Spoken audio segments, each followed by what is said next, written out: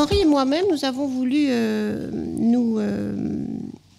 organiser cette conférence dans une période un peu particulière de la vie politique française, celle évidemment de la campagne présidentielle et puis législative. On rentre donc dans un moment politique particulier pour notre pays. Et il se trouve que, bien sûr, et depuis longtemps, la question de la réforme fiscale refait surface de façon régulière dans le débat. Et cette réforme fiscale est bien évidemment aujourd'hui encore sur la table.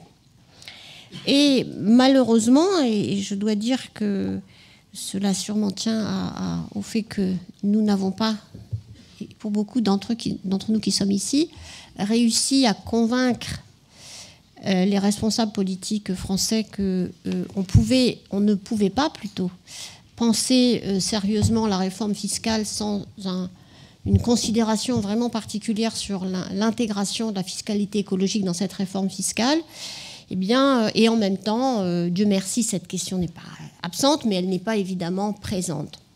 Et lorsque nous avons réfléchi à l'organisation de ce débat avec Claude, on a été avec Michel Colombier, le directeur scientifique de l'IDRI, Claude et moi-même, on a fait une mission en Suède pour essayer de comprendre comment la Suède avait réussi cette intégration de la fiscalité écologique à un grand moment de réforme fiscale. Donc, il nous a semblé qu'il fallait accumuler un petit peu de compréhension, d'analyse de ce moment particulier qu'a été cette réforme suédoise, des leçons que nous pouvions en tirer, et pas seulement en regardant le passé en disant c'est formidable et il faudrait bien arriver un jour à faire comme la Suède, même si le modèle suédois continue encore à faire rêver beaucoup de gouvernements de ce côté-ci ou de l'autre côté de l'Atlantique.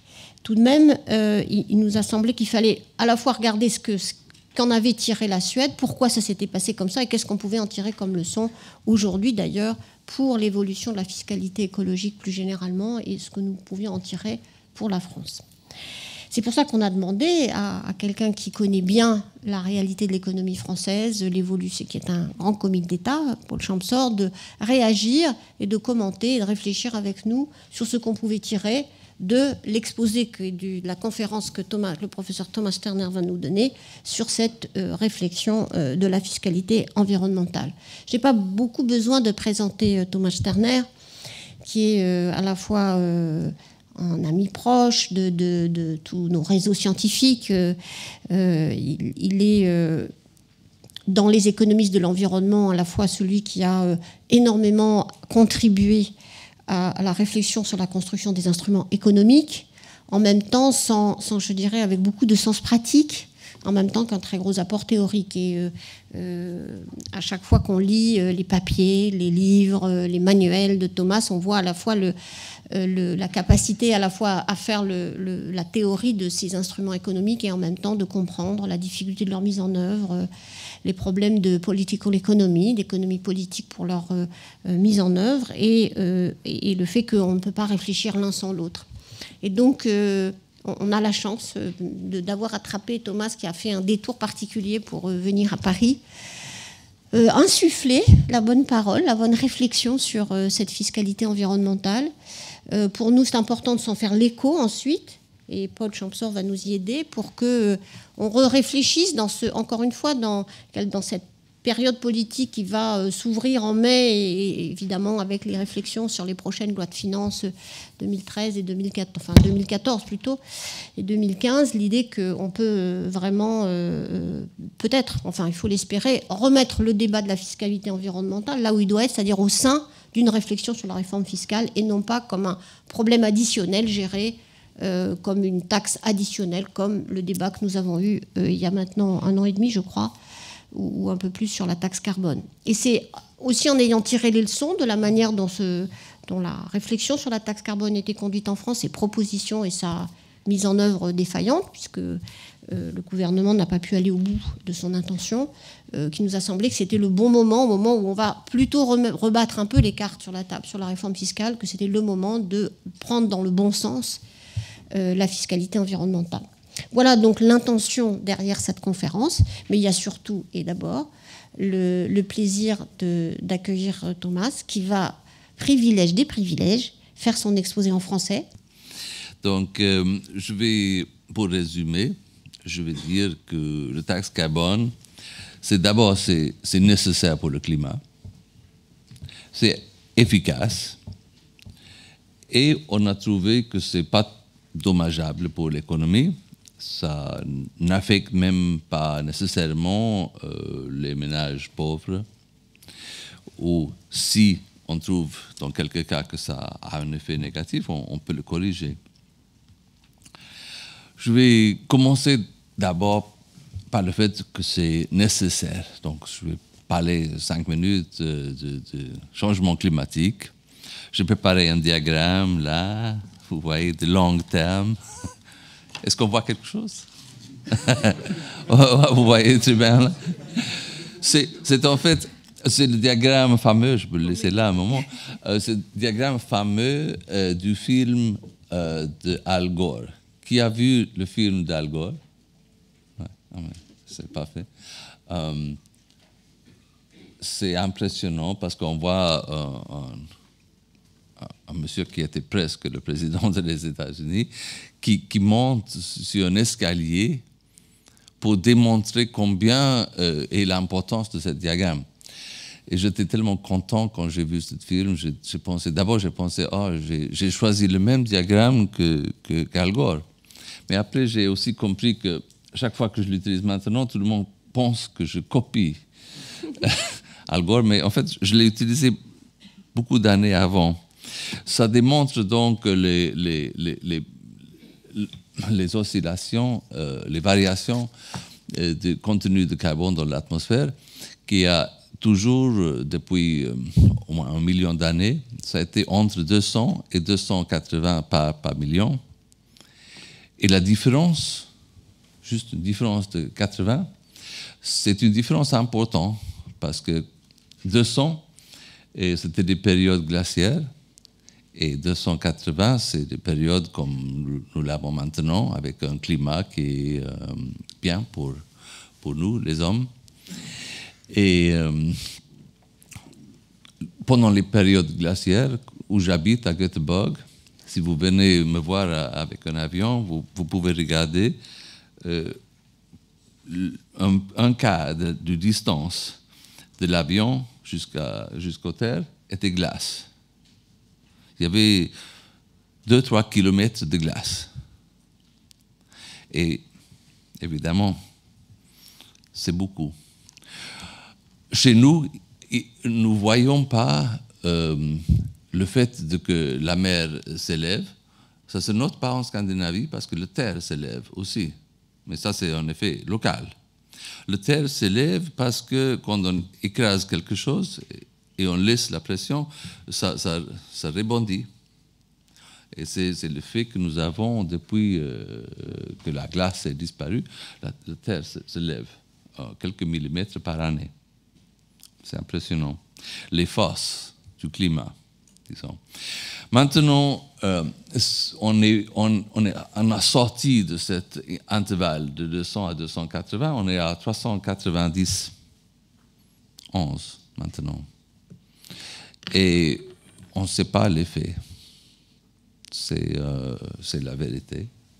Et il y a eu des périodes dans l'histoire, mais il faut aller plusieurs millions d'années avant, quand il y avait cette contenu de carbone dans l'atmosphère. Donc, nous ne savons pas tout à fait. Il y aura un climat, mais ça va changer, ça va se chauffer, et nous essayons de calculer combien. Il se peut éventuellement que la mer va augmenter peut-être de 6 mètres. Là, il y a une photo de Londres. Je n'ai pas voulu choisir Paris parce que ça serait dommage. Mais Londres avec 6 mètres de plus de mer. Et pour moi, c'est significatif parce que j'ai été élevé en Angleterre. Et c'est mon école qui est sous l'eau. Et donc, c'est extra impressionnant pour moi. Aussi, j'allais vous montrer un petit programme qui est librement accessible sur l'ordinateur, qui s'appelle Chalmers Climate Calculator. Vous pouvez le regarder parce qu'on va le mettre sur le site de l'IDRI. Qui vous laisse calculer pour une trajectoire donnée d'émissions l'effet sur le stock de charbon et la température. Et c'est très pédagogique. C'est pour nous, les économistes, il faut empathiser que nous traitons un problème de stock et pas de flux. Donc, si le stock, si j'utilise le main gauche ici comme pour le flux, les émissions, si les émissions, ce que nous avons dans les derniers 50 ans, 100 ans, ce sont des émissions qui montent comme ça. Si les émissions montent comme ça, qu'est-ce qui se passe avec le stock?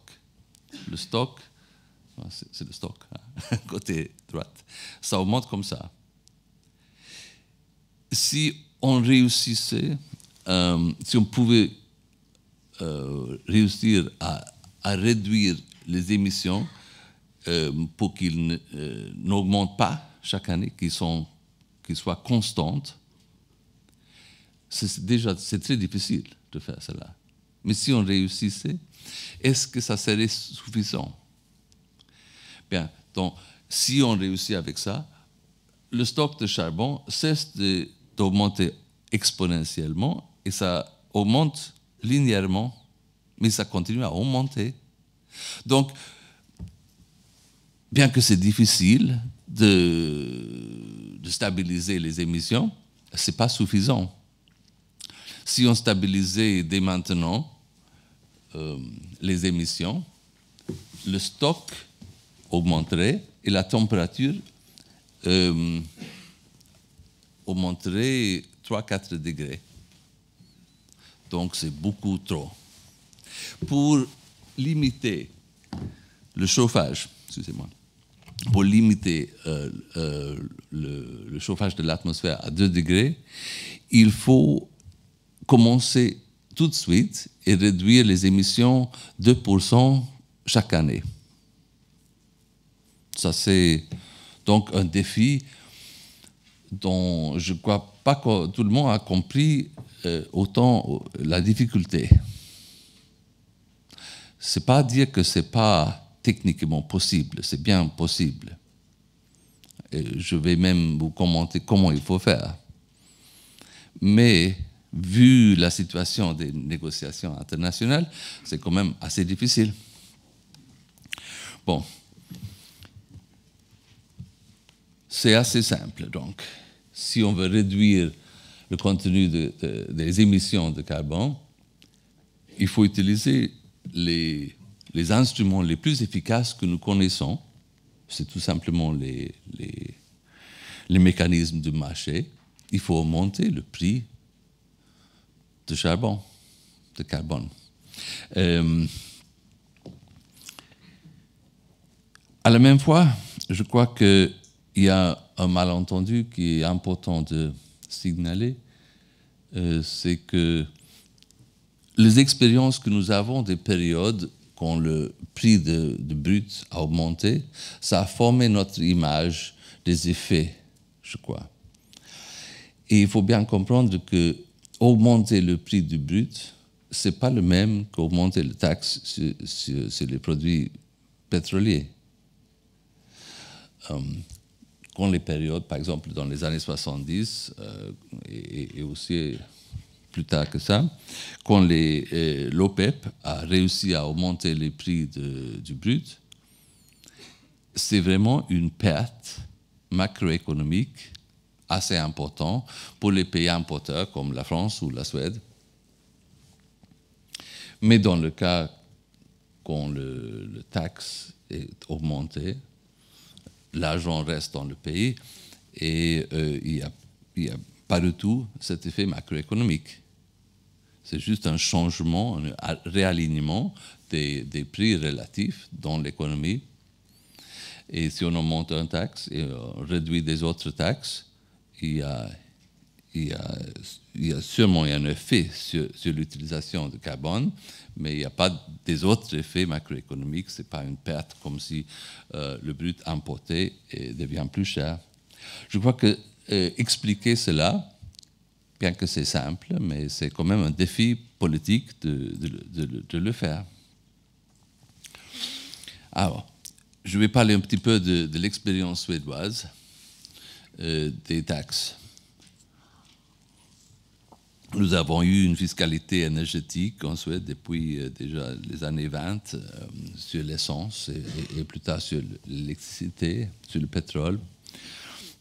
C'était principalement pour les raisons fiscaux.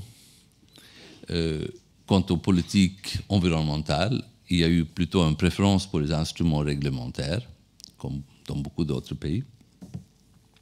Mais vers la fin des années 80, nous avons vécu une crise du système d'imposition qui n'avait rien à faire avec l'environnement, juste une crise tout simple due au fait que les taux marginaux des impôts étaient bien élevés, énormément élevés.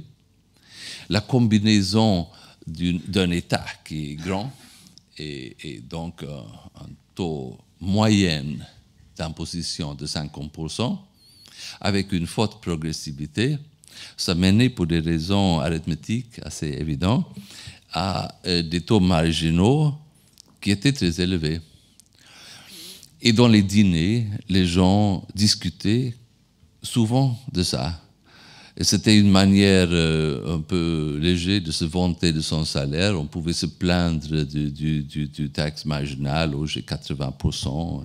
L'autre disait, moi j'ai 95%. Et donc, il y a un auteur suédois, je ne sais pas si elle est suffisamment connue, mais s'appelle Astrid Lindgren. Elle écrit des livres pour les jeunes. Fifi Brandacier. Très connu. Très connu. Bon. Elle a trouvé, avec un livre qu'elle a écrit, qu'elle avait un taux marginal de 102%. Alors, elle n'était pas très politique, mais elle a trouvé ça, c'était pas raisonnable quand même. Donc, elle a écrit une petite histoire, quelqu'un qui s'appelait Pomperipossa, qui avait un nez qui a cru comme ça. Et donc, pour se plaindre de cet impôt. Et ça venait, évidemment, ce n'était pas juste dû à elle, mais ça venait à un moment où le débat était très explosif. La droite avait comme cri de guerre laissez-nous 50% des revenus. C'était drôle quand je racontais ça aux amis américains, ils trouvaient que ce n'était pas une parole de droite, mais à l'époque en Suède, c'était une position très, très de droite. Mais aussi une position qui semblait raisonnable et qui a eu un grand effet avec l'histoire d'Astrid Lindgren et d'autres choses. Tout cela a aidé à précipiter des changements politiques en Suède et les sociodémocrates ont perdu leur monopole sur le pouvoir depuis 50 ans. Et on a nommé un comité gouvernemental pour réaligner les impôts, le système fiscal, et aussi à la fois, donc tout cela a créé une opportunité pour une ouverture pour des taxes vertes. Entre les années 89 et 91, on a réduit les taux marginaux de 80% à un maximum de 50%. On a simplifié largement les taxes. Il y avait des systèmes d'évasion de taxes très compliqués. Il y avait tout un métier des gens qui étaient des ils se disaient des conseillers fiscaux, mais c'était juste des systèmes compliqués d'évasion de taxes, de trouver des déductibles. Donc il y avait on a réduit les taxes, les taux marginaux, mais à la même fois, on a simplifié, on a amplifié la base des taxes, surtout le TVA, le taxe sur la valeur ajoutée. Avant, dans les années 80, s'appliquait juste à 60% du PIB. Après, ça s'est augmenté à couvrir tout, même les services fiscaux, l'énergie. Par exemple, même sur les accises sur l'énergie, il y a de l'IVA. Et il y a des gens qui se plaignent qu'on a une taxe sur une autre taxe. Et que bon. Mais c'est tout à fait logique que donc la télévision, le chauffage, je ne sais pas, tous les services sont susceptibles à TVA. On a aboli beaucoup de niches fiscales. On a aussi aboli des taxes sur les héritages et sur les richesses. Et bon, c'est une grande réforme qui comportait un total de 10 milliards d'euros. Et si on veut trouver une correspondance, il faudrait multiplier par 7. Il y a 7 fois plus de Français que de Suédois. Donc, ça serait comme 70 milliards d'euros en France. Et plus ou moins un tiers de cela a été les taxes environnementales sont environ 10 et 30 milliards, là, et donc couvrent une bonne partie de cette déficit ou cette réduction. Le taxe carbone en Suède est une taxe très élevée. Pour comprendre le niveau, pour bien apprécier le niveau, c'est question de trouver le prix correct de carbone. L'économiste nord-américain Nordhaus, il dit que $17 le tonne, c'est le prix correct. Stern parle entre 20 et 50 $ le tonne. Dans l'année 2008, il y a des marchés de carbone. Les prix étaient entre 3 $, 4 $ jusqu'à 20 $ dans le système communautaire d'échange de quotas d'émission en Europe. La taxe française, je crois qu'elle commençait à 32 $, et après, la taxe qu'on a failli imposer, c'était de 17 € le tonne. La taxe suédoise atteint 117 € le tonne, 150 $. Donc c'est une taxe assez énorme. Et si jamais on pense qu'une taxe carbone ait des effets très négatifs sur l'économie, on aurait dû le noter en Suède, parce qu'on a une taxe très élevée sur la taxe carbone.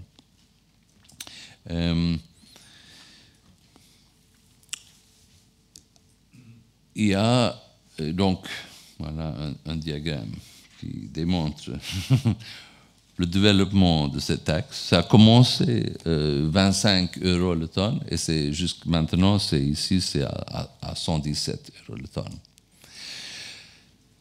Évidemment, il y aurait eu un problème avec le secteur qui est soumis à la concurrence. L'économie suédoise est une économie très petite et très ouverte à la concurrence. Malgré la taille tellement petite du pays, il y a quelques compagnies qui sont très grandes, comme le Volvo, par exemple. Donc, nous ne pouvons pas nous permettre n'importe quoi dans la compétitivité.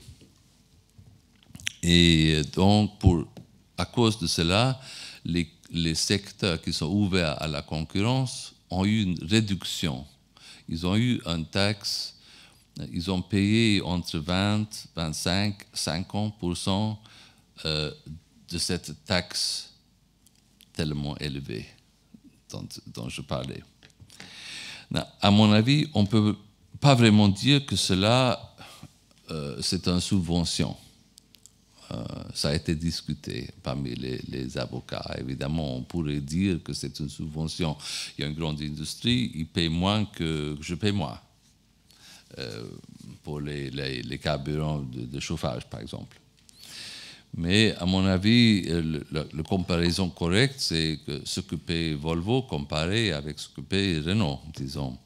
Et donc là, même si c'est juste 20% de cette taxe, c'est une taxe qui est beaucoup plus élevée que les taxes qui paient les autres pays en Europe.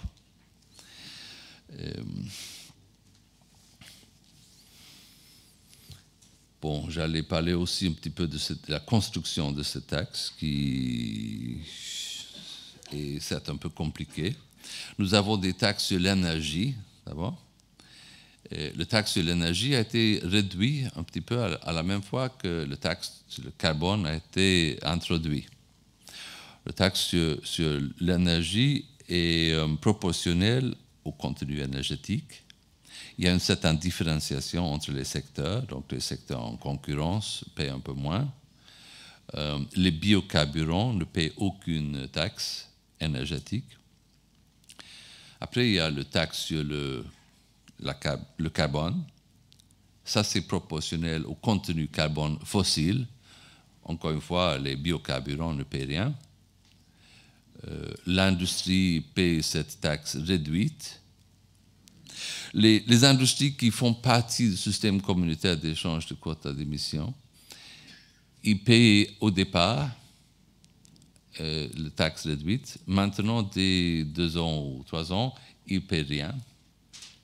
Mais les autres industries, ils paient maintenant cette taxe réduite.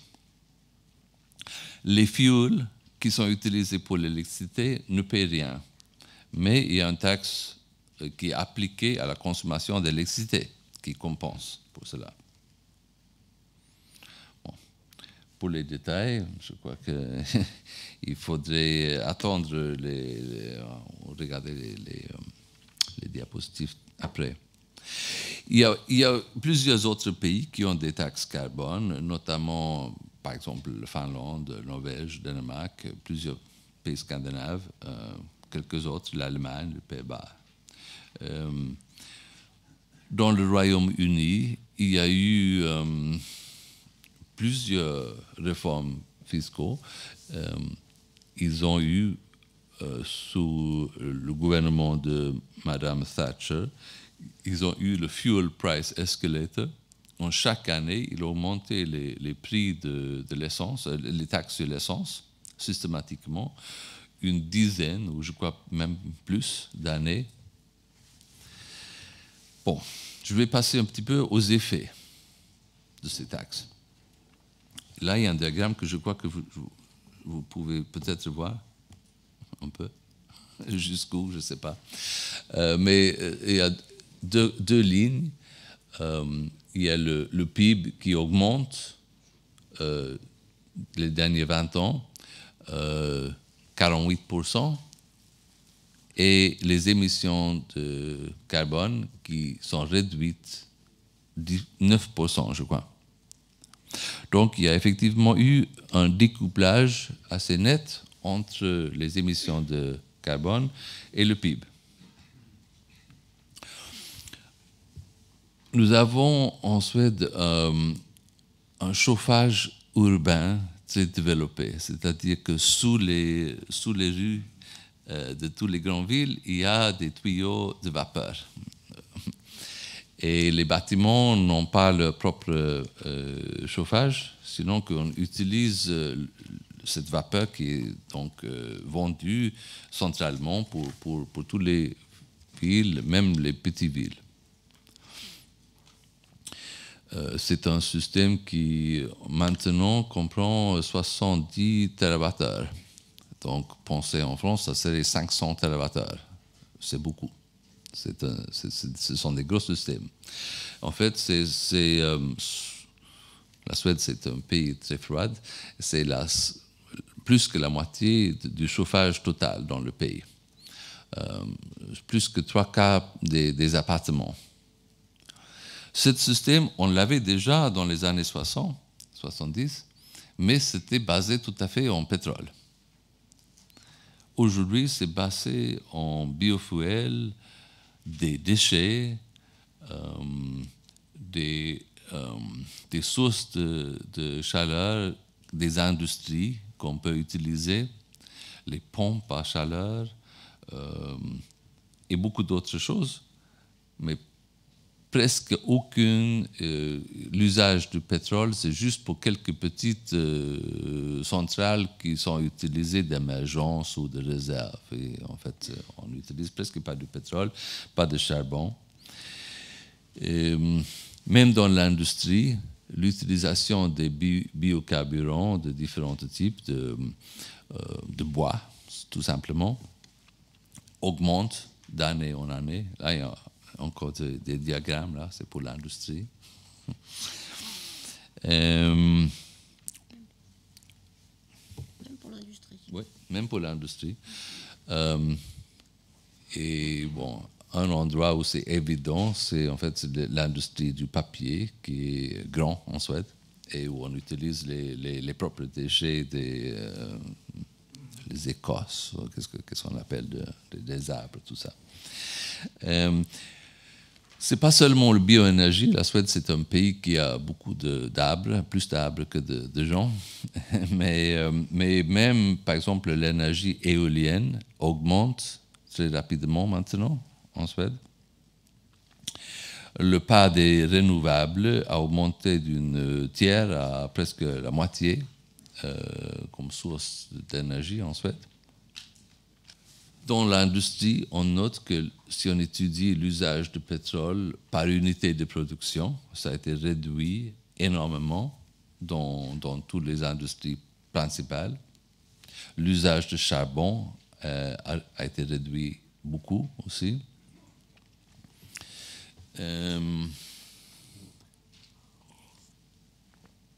Lié avec tout ça, on peut voir que les émissions de soufre et aussi d'azote ont été fortement réduites.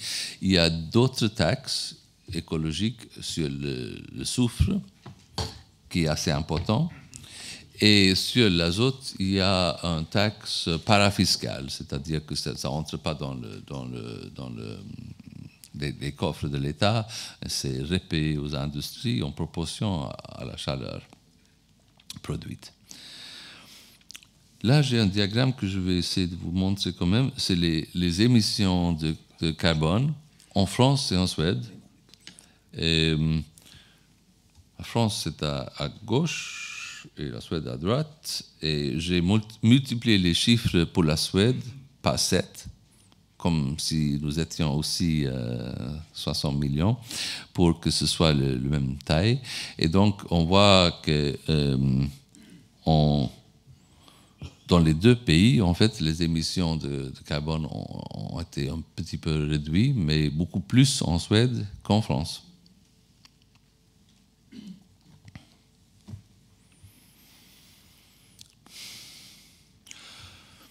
Pour vous dire quelque chose du taille de l'importance de la taxe carbone,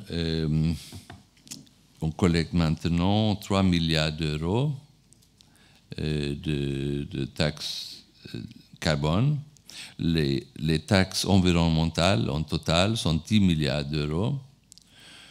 Et cela, c'est plus ou moins 10% des taxes totales collectées en Suède. Le PIB est environ 360 milliards d'euros. Alors, on pourrait se demander, si j'ai bien compris, un des critiques à l'introduction de taxe carbone, c'est que l'État est déjà suffisamment grand et on paie déjà trop d'impôts. Nous ne voulons pas augmenter le niveau total des taxes. Donc, j'ai un autre diagramme ici des taxes en Suède de 1920 à aujourd'hui. comme pourcentage du PIB. Et on voit qu'il commençait de l'année 1930, les taxes étaient à 10%. Ils ont atteint un maximum de 5% en 1990. Et après, à la même fois qu'on a introduit les taxes carbone, en fait, le niveau total des taxes a été réduit, et en effet, beaucoup. Hein. Les taxes totales ont été réduites. Si on le pense froidement, ce n'est pas du tout étonnant. En fait, les deux choses ne sont pas tellement liées. Il y a beaucoup de différentes taxes. Si on réduit quelques-uns et on augmente un, le total peut bien baisser. C'est pas tellement difficile, mais peut-être intuitivement, dans le débat, c'est quand même important de démontrer qu'il n'y a pas de lien entre un taxe et la taxation totale.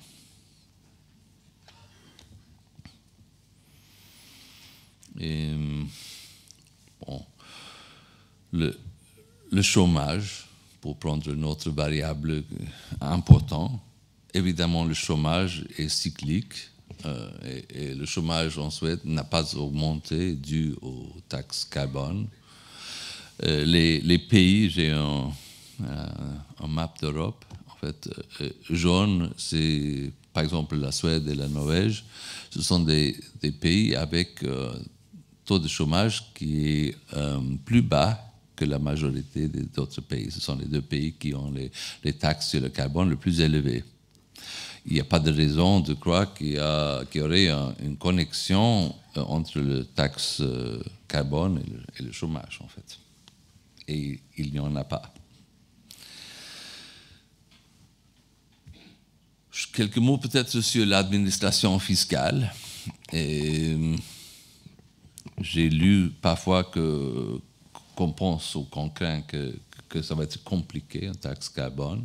En fait, nous, on a trouvé que c'est un système relativement facile de l'introduction de cette taxe. C'est un système en amont. Le nombre de contribuables enregistrés, ce n'est plus que 300 entreprises. Les compagnies, ils paient la taxe lorsque l'essence, par exemple, quitte un entrepôt fiscal de stockage.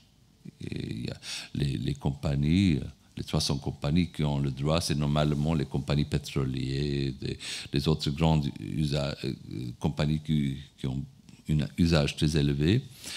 Et ils ont les entrepôts dans les ports, par exemple. Et au moment de quitter l'essence de ce stockage, on paie l'impôt et après cela, toutes les autres transactions, par exemple les 3 millions automobilistes en Suède, ils achètent l'essence qui est déjà taxée. Donc, c'est pas du tout compliqué. C'est la même gestion que le TVA, par exemple, ou les autres. Si on regarde l'essence en Suède actuellement, c'est plus ou moins 60%, 65% qui est taxe des différentes taxes. C'est taxe sur l'énergie, taxe sur le carbone et taxe valeur ajoutée.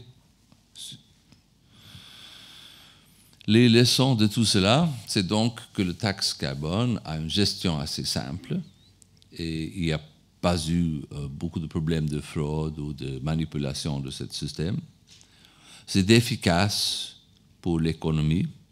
Ça a un effet assez important sur l'environnement, c'est-à-dire pour les émissions. Les ménages, les industries sont libres à choisir leur technologie, leur combustible.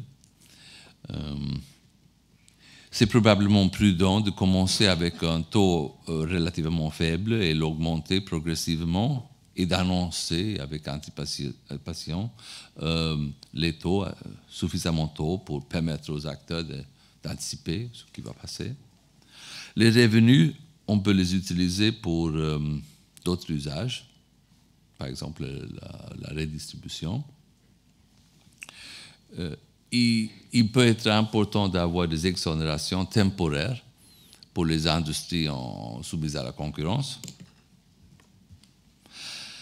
Il reste la dernière question, c'est si ces taxes sont potentiellement régressives, c'est-à-dire mauvaises pour les pauvres.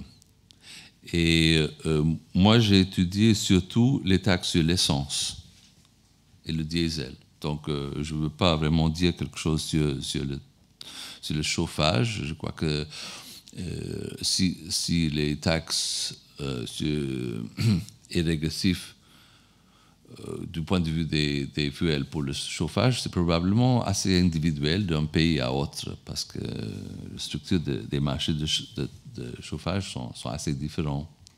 En Suède, on ne l'a pas trouvé très, très régressif.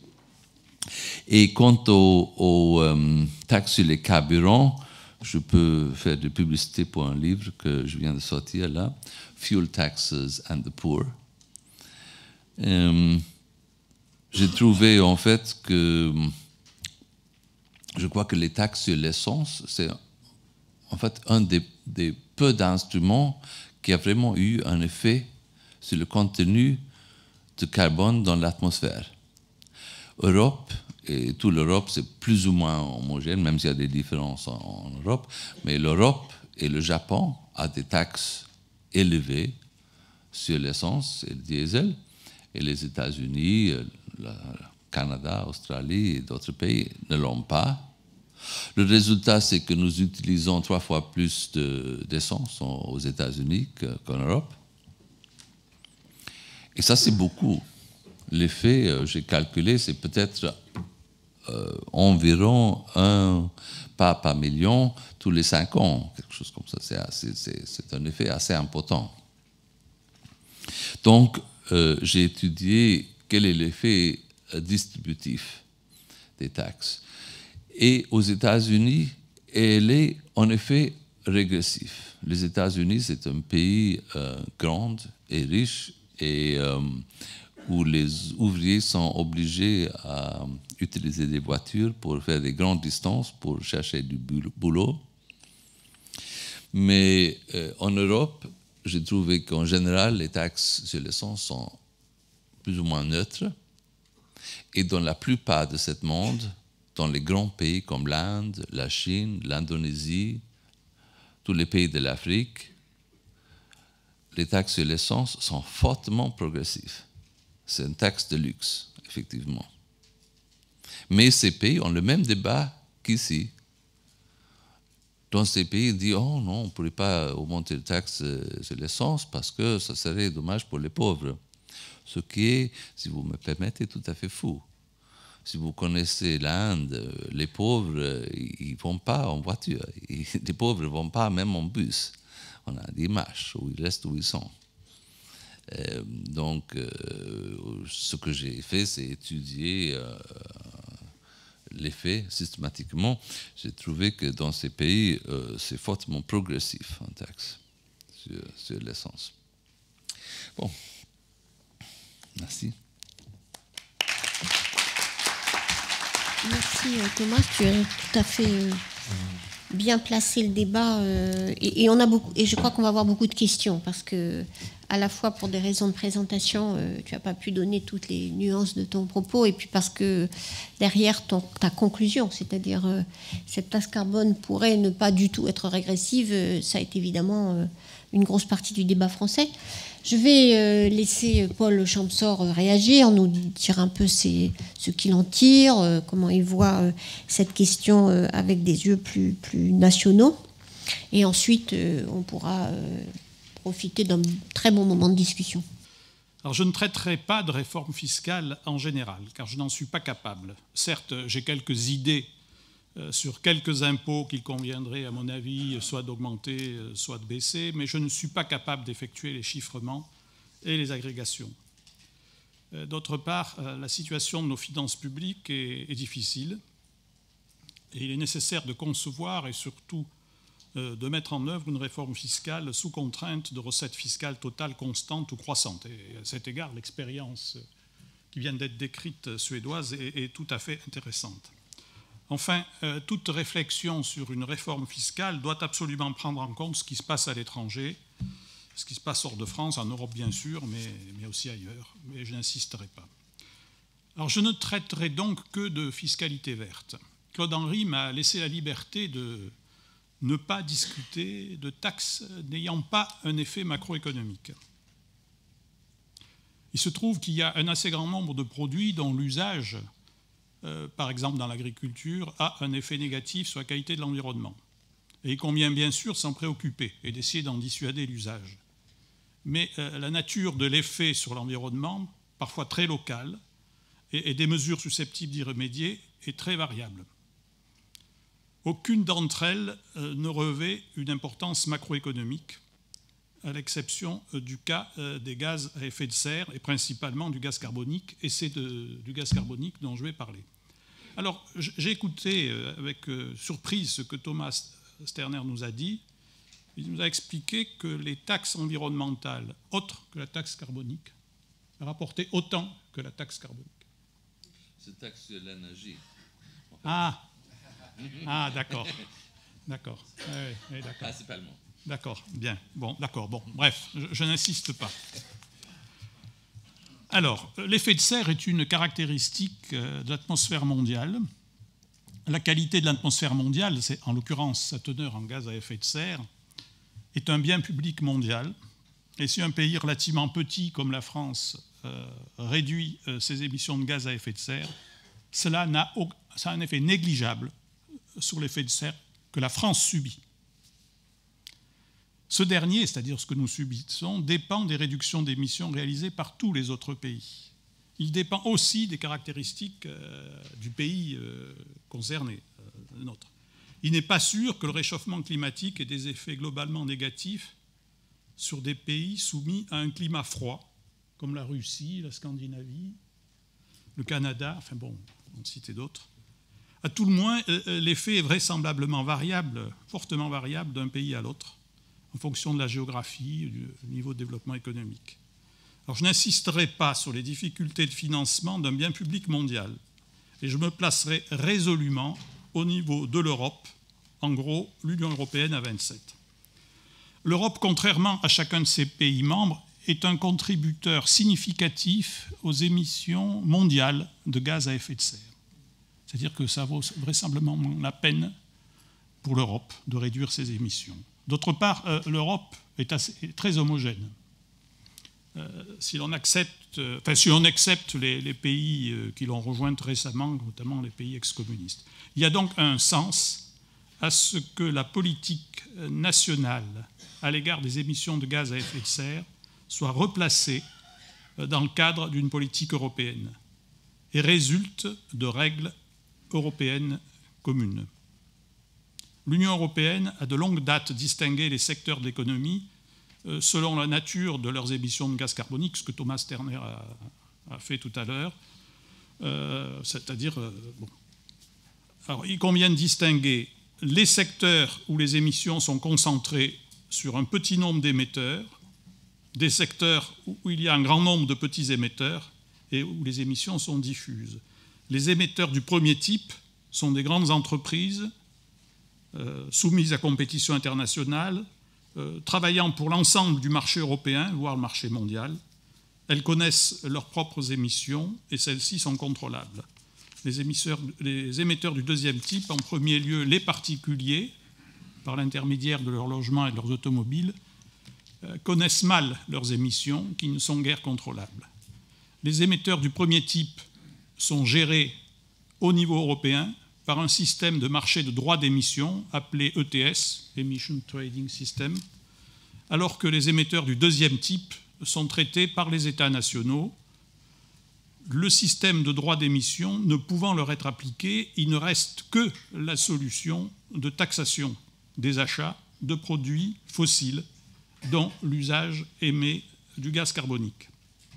Le système de marché de droits d'émission permet de limiter la perte de compétitivité infligée aux producteurs européens, ce que Thomas a expliqué, infligée donc aux producteurs européens par une politique européenne plus restrictive que celle suivie par le reste du monde. En effet, l'allocation initiale de droits d'émission peut être gratuite, et elle a été jusqu'à maintenant gratuite, auquel cas un producteur européen ne paiera quelque chose que s'il accroît ses émissions. Ainsi, dans le cas de la France, comme dans chaque pays européen, la taxe carbone éventuelle s'appliquerait aux achats de produits fossiles par les agents qui ne font pas partie du système européen de permis d'émission. Et c'est de cela dont je vais parler. Voilà. Quand on parle de taxe carbone, c'est de ça qu'on parle. Alors ça représente à peu près 55% des achats totaux et ça constitue donc l'assiette de la taxe sur le gaz carbonique. Environ 55% de cette assiette correspond à la consommation de carburant par les transports et environ 40% pour le résidentiel tertiaire et notamment le chauffage non électrique des logements. Alors, en matière de chauffage de logement, il y a de très grandes différences d'un pays à l'autre. On a vu le cas suédois qui n'a rien à voir avec le cas français. Un produit fossile serait taxé en multipliant l'émission unitaire de gaz carbonique par le prix unique affecté à ce dernier. Le niveau de prix souhaitable est estimé à partir de l'objectif recherché de baisse des émissions de gaz carbonique. Si l'on recherche une forte baisse, il faut un prix élevé. Mais l'estimation de cette relation est incertaine, d'autant plus si l'on vise des évolutions importantes. Il est donc préférable, comme l'a dit Thomas, de commencer avec un prix relativement bas, puis de l'accroître progressivement afin de mieux en apprécier l'effet. Et c'est ce qu'ont fait les pays scandinaves, qui, les premiers en Europe, ont mis en place des taxes sur le gaz carbonique. Alors je vais maintenant rappeler les caractéristiques du projet français de 2009, qui n'a pas pu être mis en œuvre du fait de l'opposition du Conseil constitutionnel. Et la raison invoquée par le Conseil constitutionnel, c'est différence de traitement parmi les entreprises. Peut-être qu'on y reviendra. Alors ce projet fixait à 17 € par tonne de gaz carbonique le prix du gaz carbonique, prix qui était à l'époque à peu près le prix de la tonne de gaz carbonique sur le marché européen des droits d'émission. Depuis, c'est plus bas. Il y avait donc bien cohérence entre le projet français et l'action au niveau européen. Il s'agit d'un prix bas, comme l'a expliqué Thomas, puisque les experts estimaient que la réalisation des objectifs européens pour 2020 aurait justifié un prix à peu près double et que les objectifs évoqués pour 2050 justifieraient un prix au moins égal, disons, au prix suédois actuel, c'est-à-dire plus de 100 € par tonne. Alors, un prix de 17 € par tonne a pour effet d'accroître de 4 centimes le prix d'un litre d'essence et de générer au total un peu plus de 4,5 milliards d'euros de recettes fiscales supplémentaires en France. Alors, un peu plus de 2,5 milliards d'euros payés par les ménages et un peu moins de 2 milliards d'euros payés par les entreprises. Il y a donc bien un effet macroéconomique, certes encore faible, pour un bas niveau de prix du CO2, mais susceptible de devenir significatif si ce prix augmentait. Comme la taxe a un effet régressif en France, je crois que les études aboutissent à cette conclusion, c'est-à-dire qu'elle constitue une proportion décroissante du revenu, il est considéré comme nécessaire de la compenser par des versements quasi forfaitaires, ne diminuant guère l'effet incitatif de la taxe. Bon, on pourra y revenir. C'est pas si simple que ça, mais bon. Le total de ces versements était égal dans le projet français au montant total de la taxe payée par les ménages, donc les 2,5 milliards d'euros. Restait le montant proche de 2 milliards d'euros payés par les entreprises. Il leur était rendu par l'intermédiaire de l'ensemble des entreprises, à savoir la taxe, par l'intermédiaire de la baisse d'un des impôts payés par l'ensemble des entreprises, à savoir la taxe professionnelle. C'est à cette baisse que l'on attribue ce que l'on appelle le double dividende, auquel Thomas a fait allusion, mais sans l'appeler comme ça, puisque l'effet positif de cette baisse sur l'activité s'ajoute à l'effet environnemental de la taxe. Alors, l'effet environnemental de la taxe, il faut que je me rapproche. D'accord. Donc, l'effet environnemental de la taxe dépend essentiellement de ce que fera le reste du monde, comme je l'ai déjà dit, l'espoir étant qu'il suive plus ou moins l'Europe. L'effet non environnemental de la taxe est évidemment négatif, mais je n'en connais pas le chiffrement. D'une façon générale, les taxes vertes sont des taxes à taux relativement élevés sur des assises plutôt étroites. Elles ont donc un effet non environnemental plus négatif que les taxes habituelles, qui sont des taxes à taux relativement bas sur des assiettes larges, au moins en théorie. À titre d'exemple, je citerai donc, dans le cas de la Suède, le prix final de l'essence, qui n'est pas supérieur au prix de l'essence en France, malgré une taxe sur le gaz carbonique élevée. Il n'y a donc pas, finalement, d'effet différentiel en Suède par rapport à la France, la taxe suédoise élevée sur la consommation de carburant. Aux USA, l'imposition pesant sur les carburants est très faible et les prix de ceux-ci sont beaucoup plus bas qu'en Europe. Thomas l'a dit tout à l'heure. Nous avons un intérêt environnemental évident à ce que cette imposition augmente, et peu importe son nom, qu'il s'agisse d'une taxe sur le gaz carbonique ou d'un équivalent de notre taxe intérieure sur les produits pétroliers, les TIPP. Alors malgré ces propos qui relativisent l'impact d'une taxe sur le gaz carbonique, il me paraît clair que chaque pays membre de l'Union européenne, et la France en particulier, doivent se doter d'une taxe sur le gaz carbonique. Il s'agit d'un complément nécessaire au système de marché des droits d'émission géré au niveau européen et qui doit, lui, être étroitement coordonné. Si l'Europe réussissait à durcir son système ETS, le marché de droits d'émission, et donc que le prix du gaz carbonique qui en résulte augmente, alors les pays européens devraient augmenter similairement le niveau de leur taxe sur le gaz carbonique. Mais il n'est pas certain que l'Europe réussisse si elle n'est pas suivie par ses principaux concurrents mondiaux, ce qui pour l'instant est malheureusement le cas. Aussi, il ne me paraît pas souhaitable de faire de la taxe sur le gaz carbonique en France la pierre angulaire de la réforme fiscale des prochaines années. Il me semble que la prudence recommande d'aborder pour l'instant les deux sujets indépendamment. Or, il y a eu dans le passé suffisamment de baisses d'impôts ou de cotisations sociales excessives, par exemple l'impôt sur les stock options, l'impôt sur les successions, l'impôt et les cotisations sociales sur les heures supplémentaires, pour qu'il soit possible de concevoir une réforme fiscale significative. Puis, le jour où le niveau de la taxe sur le gaz carbonique montera suffisamment en Europe, la fiscalité verte pourra contribuer à la réforme fiscale. Merci.